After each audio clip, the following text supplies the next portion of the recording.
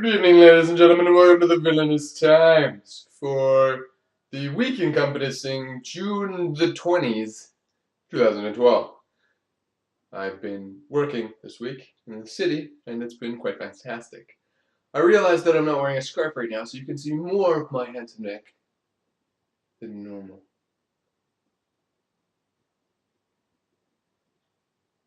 Pretty wicked, huh?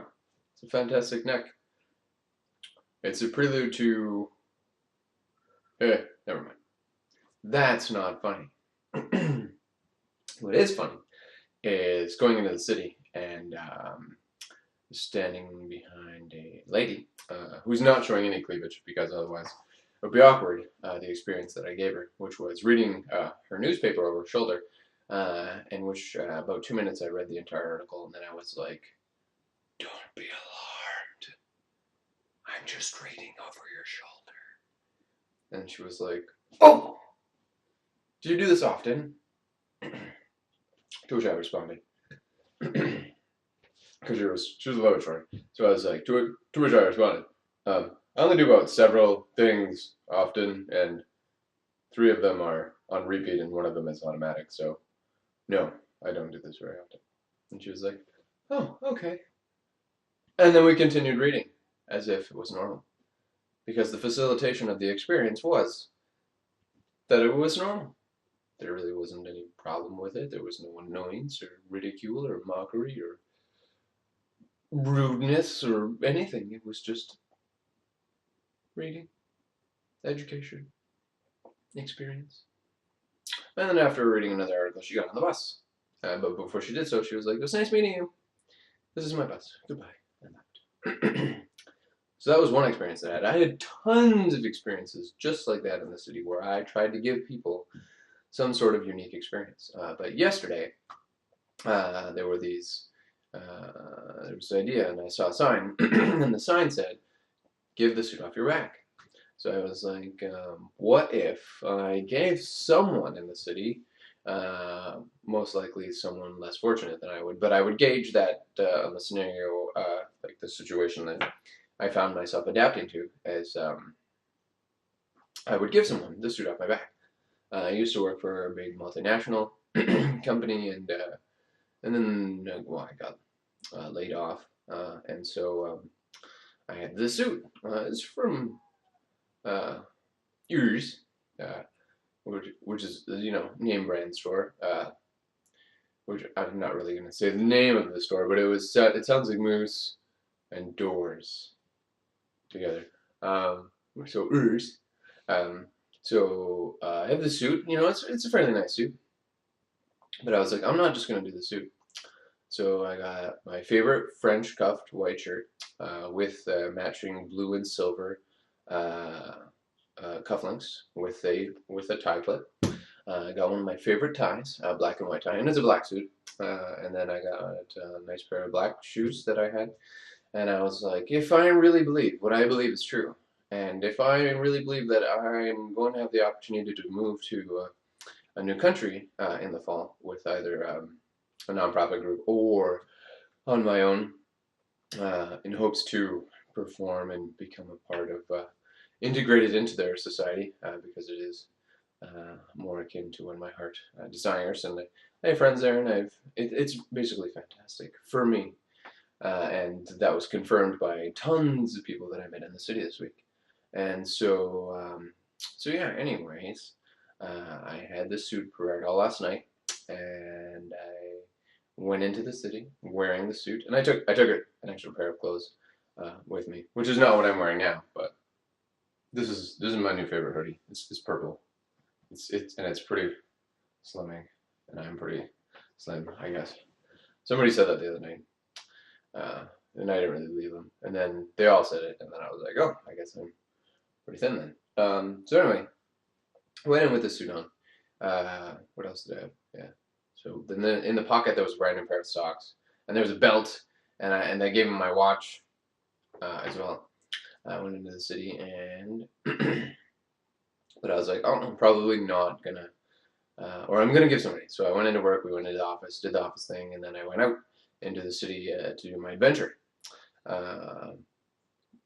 And so I wandered around for about 3 hours and talked to about 18 different people, all varying from of equal unfortunateness to as me to less fortunate to you know really nice people. Trying to give everybody an experience that was tailored to the system requirements of that moment, and that's tomorrow night's broadcast's system requirements. Anyways, so none of them really were engaging me. They either wanted what they wanted out of the conversation, and what I was saying wasn't.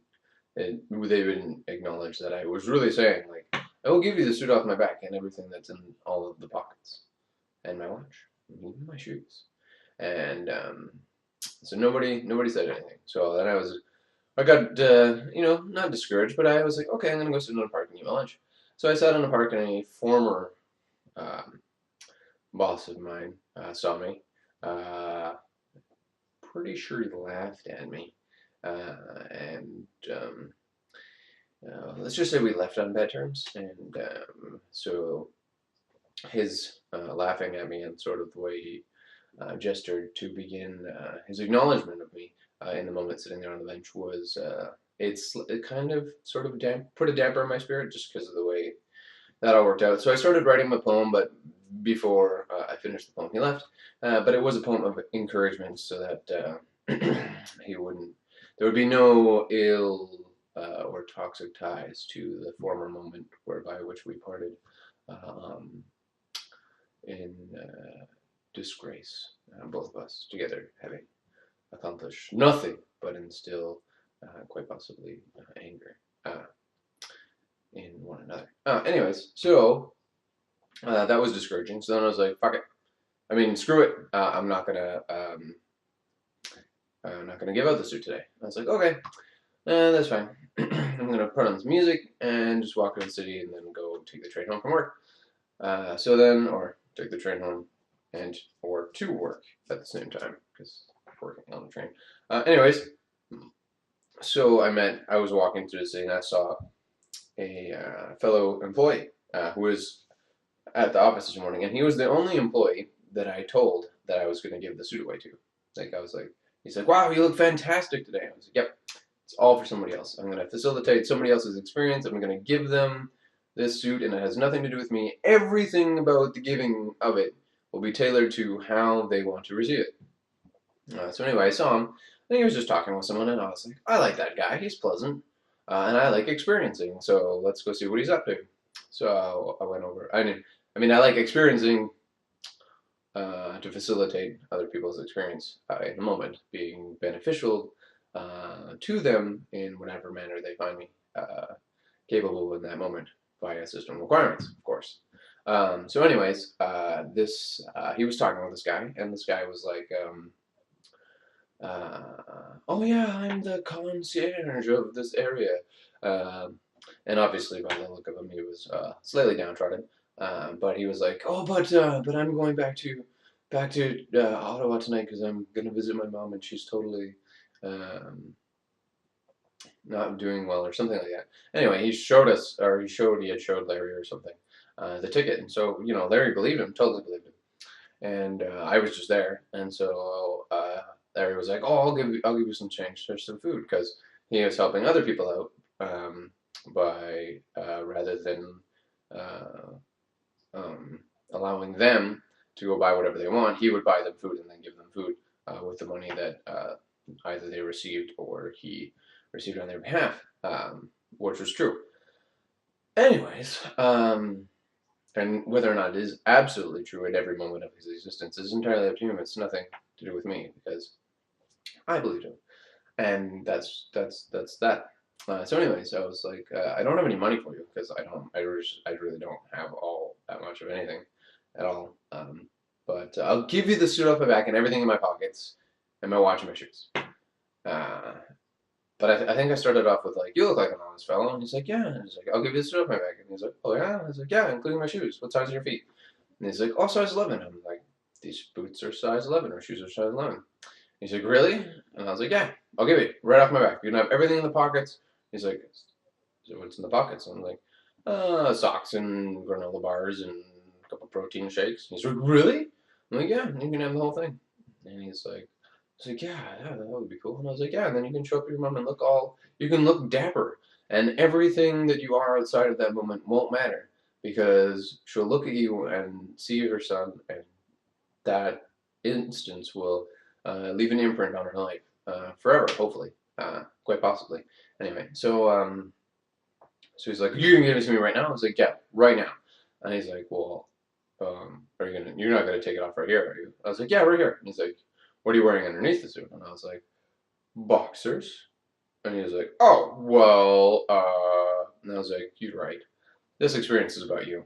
I'm gonna go change in the bathroom of that restaurant." To which I did. I went across the street and changed in the bathroom.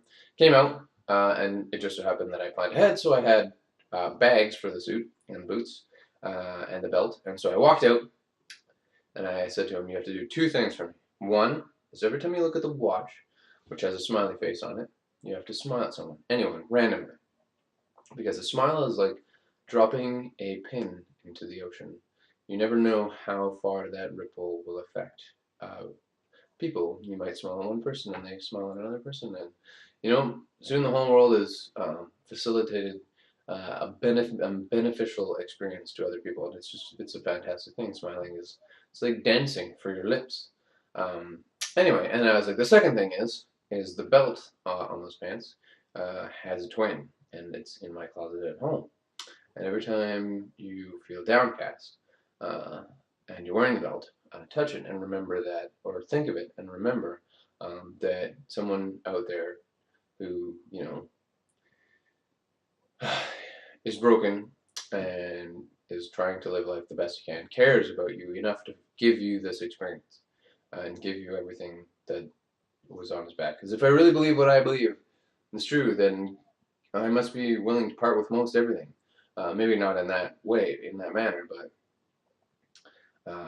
I part with my words with you. Like this YouTube thing is about facilitating, giving you an experience with me that hopefully you enjoy.